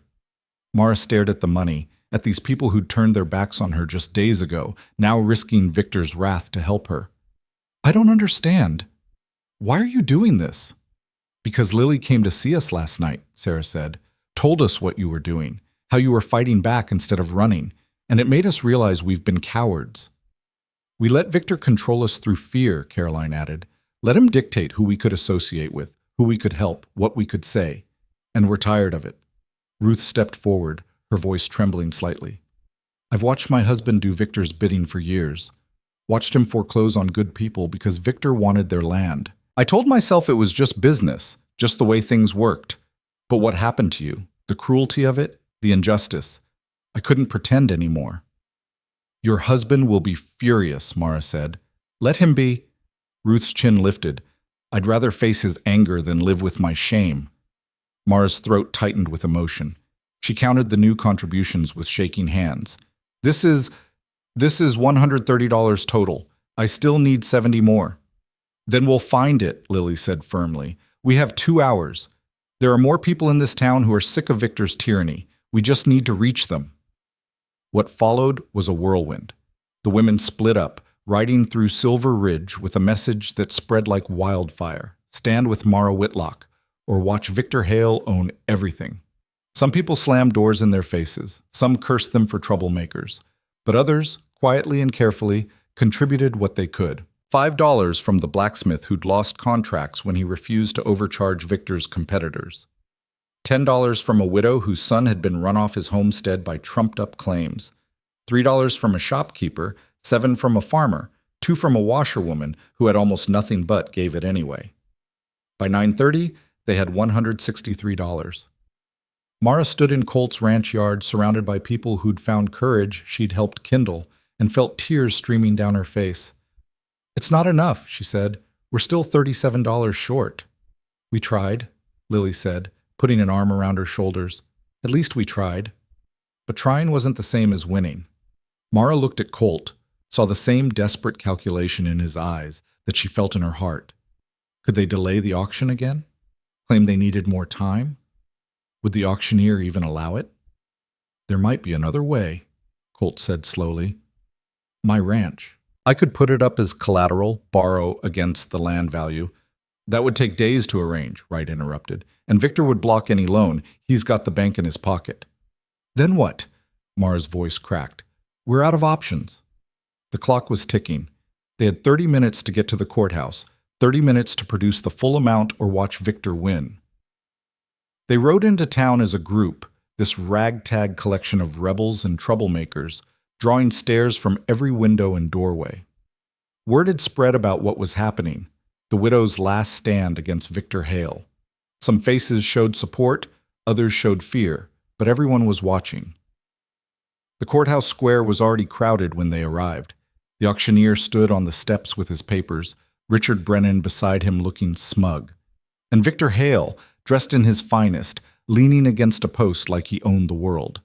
His expression shifted when he saw Mara arrive with her small army. Something like surprise flickered across his face before settling back into cold amusement. Mrs. Whitlock, the auctioneer called. Do you have the required funds? Mara dismounted, her legs unsteady. I have $163. Murmurs rippled through the crowd. The bid was $200, the auctioneer said. Do you have the remaining $37? Give me 10 more minutes. Ma'am, we've already extended you 24 hours, 10 minutes, please. The auctioneer looked at Victor, who shrugged with exaggerated generosity. Give her the time. Let everyone see that we were fair. It was a trap, and they all knew it. 10 minutes to watch her scramble and fail to make the defeat more complete. Mara turned to her supporters, desperation clawing at her throat. Does anyone have anything else? Any amount? They searched pockets, bags, saddlebags, came up with another $4 in coins, $167. 33 short. Mara wanted to scream, wanted to rage at the unfairness of being so close, of having these people believe in her, only to fail them all. Then she remembered the watch, Thomas's pocket watch, the one she'd bought back from the pawn shop with her last few dollars. It was in her saddlebag, wrapped in cloth, the one thing she'd held on to when everything else was sold. Her fingers trembled as she pulled it out. The silver case caught the sunlight, its familiar weight settling into her palm like goodbye. "Mrs. Chen," she called, "how much would you give me for this?" Lily came to her side and examined the watch, her expression softening when she recognized it. "Mara, this is Thomas's watch. You can't—" "How much?" Lily's voice was gentle. "Maybe $20. It's good silver, but it's worn, used. In a pawn shop in Ridge Creek, maybe 25 at most." Not enough. Still not enough. Mara clutched the watch to her chest, feeling the last connection to Thomas slipping away. She'd kept it through everything, through poverty and loss and desperation. It was the one piece of him she'd refused to surrender, but it wasn't enough to save his dream. She was about to put it away, to accept defeat, when a new voice cut through the crowd. "I'll give you $40 for it." Everyone turned. Sheriff Daniels was pushing through the crowd, his expression unreadable. Mara stared at him in shock. "Sheriff?" $40, he repeated, pulling out a small leather wallet. "It's a good watch. Worth that to me." It wasn't worth $40, and they both knew it, but his eyes held something that looked almost like apology, almost like redemption. "Why?" Mara whispered. "Because I'm tired of enforcing Victor's version of the law instead of actual justice." He counted out the bills and held them out. $40, take it or leave it." Mara took the money with shaking hands, pressing the watch into his palm. "Thank you." Daniels nodded and stepped back into the crowd. 167 plus 40, $207. Mara walked to the auctioneer on legs that barely held her, counted out exactly $200, and placed it in his hands. "I believe this settles the debt." The auctioneer counted it twice, his expression shifting from skepticism to surprise to resignation. "It does. The property is yours, Mrs. Whitlock." The crowd erupted. Some people cheered, some gasped, some stood in stunned silence. Mara turned to look at Victor Hale and saw murder in his eyes. He pushed off the post he'd been leaning against and crossed to her in 4 long strides. "This isn't over," he said, low enough that only she could hear. "Yes, it is." Mara held his gaze. "You lost. Fairly and publicly. And now everyone knows you can be beaten. You've made a powerful enemy. I've made something more important. Allies." Victor's jaw clenched. For a moment, Mara thought he might actually strike her, but then Ruth Brennan stepped forward, flanked by Lily and Sarah, and the weight of their collective defiance seemed to check him. "The auction is over, Mr. Hale," Ruth said clearly. "I suggest you accept the outcome with grace." Her husband, Richard, looked like he'd been struck by lightning. "Ruth, what are you—" "I'm done being silent, Richard. Done watching you destroy people for this man's profit." She turned to Victor. "My husband may work for you, but I don't, and I'm going to make sure everyone in this territory knows exactly what kind of man you really are." "You'll regret this," Victor said. "I already regret years of silence. Speaking up will be a relief." Victor looked around the square, at the faces that had always shown him deference and fear, now showing something different. Not open rebellion, not yet, but the seeds of it, the possibility. His empire had shown its first crack. Without another word, he turned and walked to his horse, mounted, and rode away. His exit was dignified, controlled, but everyone watching knew what they'd seen. Victor Hale had been defeated. The crowd dispersed slowly, people clustering in small groups to whisper and speculate. Mara stood on the courthouse steps, the deed to her boarding house in her hands, surrounded by people who'd risked everything to help her. "I don't know how to thank you," she said. "You already did," Lily replied. "You showed us it was possible to fight back. That's worth more than money." The celebration was muted. Everyone knew Victor would retaliate somehow, that this victory was just the first battle in a longer war. But for now, for this moment, they'd won. Colt pulled Mara aside as the crowd thinned.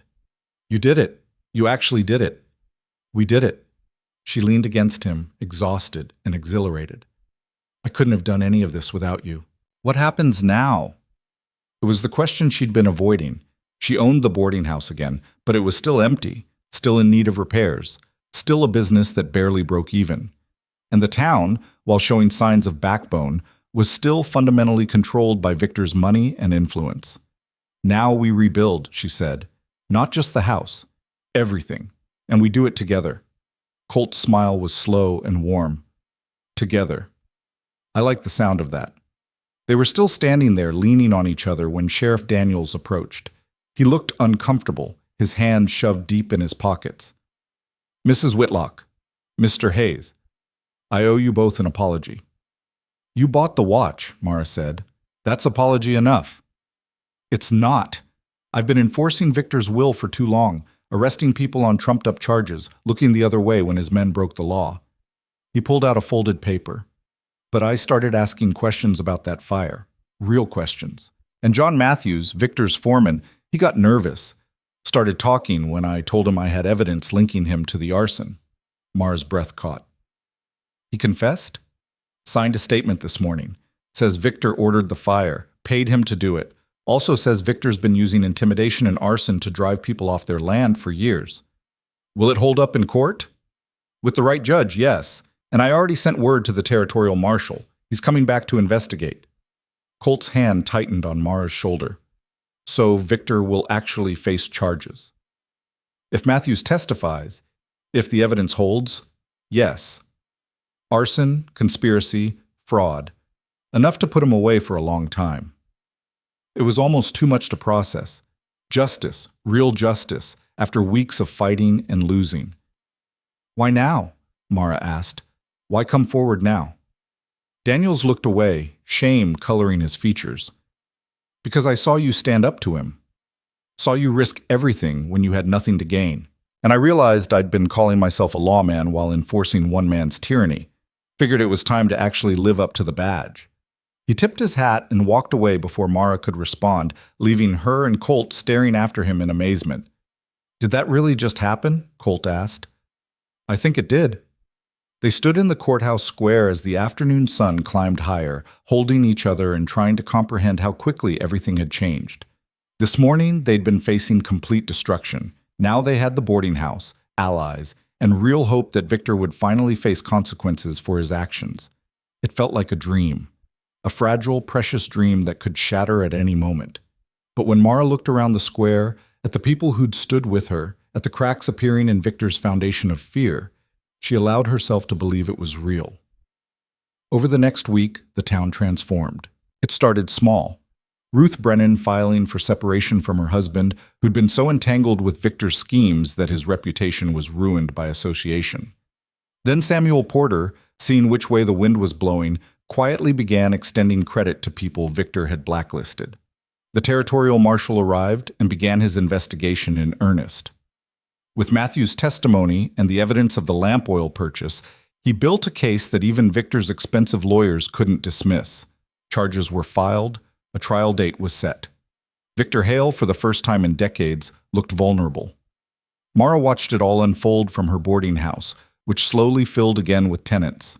Not the old boarders, most of them had scattered, but new people. A young family displaced by drought. An elderly couple whose farm had failed. People who needed a safe place and found it in Mara's home. She and Colt worked side by side, repairing the house, rebuilding his barn, creating something stronger than what had been destroyed.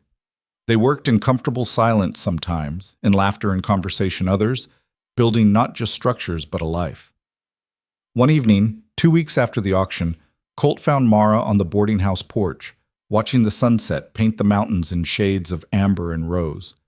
"Penny for your thoughts," he said, settling beside her. "I was thinking about Thomas, about the dreams he had for this place." "Do you think he'd be proud?" Mara considered it. Thomas had been a good man, but conventional. He'd valued respectability, stability, fitting in. What she'd done, defying the town, fighting Victor, choosing her own path, would have terrified him. "I think he'd be confused," she admitted, "but I also think he'd want me to be happy. And I am. For the first time in years, I'm actually happy." Colt took her hand, his thumb tracing circles on her palm. "I have something to ask you." Mara's heart skipped. "Oh?" "This arrangement we have, you here, me at the ranch, working together but living separately. It's practical, I know, respectable. But it's not what I want." "What do you want?" "I want to wake up next to you every morning. I want to build a life that's completely ours, not divided between two properties and other people's opinions." He shifted to face her fully. "I want to marry you, Mara, if you'll have me." Mara's breath caught. Marriage. The word carried so much weight. Promises and expectations and the judgment of a town that had barely stopped whispering about their friendship. "People will talk," she said. "Let them. They'll say you're making a mistake, that I'm too old, too damaged, too—" "Mara." Colt's voice was firm but gentle. "I don't care what they say. I care what you say. Do you want this? Do you want me?" Did she? The question should have been complicated, weighted with doubts and fears. But when Mara looked at this man who'd seen her at her lowest and decided she was worth fighting for, the answer was simple. "Yes," she said. "Yes, I want this. I want you." Colt's smile was brilliant, transforming his whole face.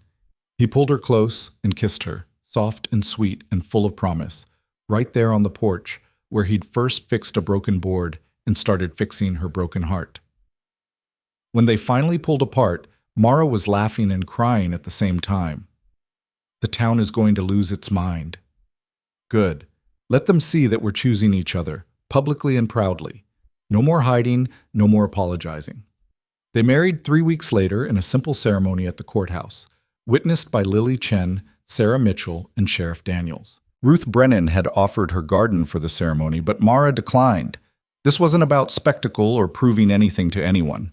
It was just about two people making promises to each other. Some townspeople attended, curiosity and genuine goodwill mixed together. Others stayed away in protest. Mara didn't care either way.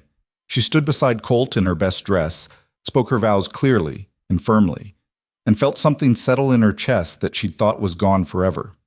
Hope. Joy. The radical belief that her best years weren't behind her. They were just beginning. Victor Hale's trial was scheduled for early November.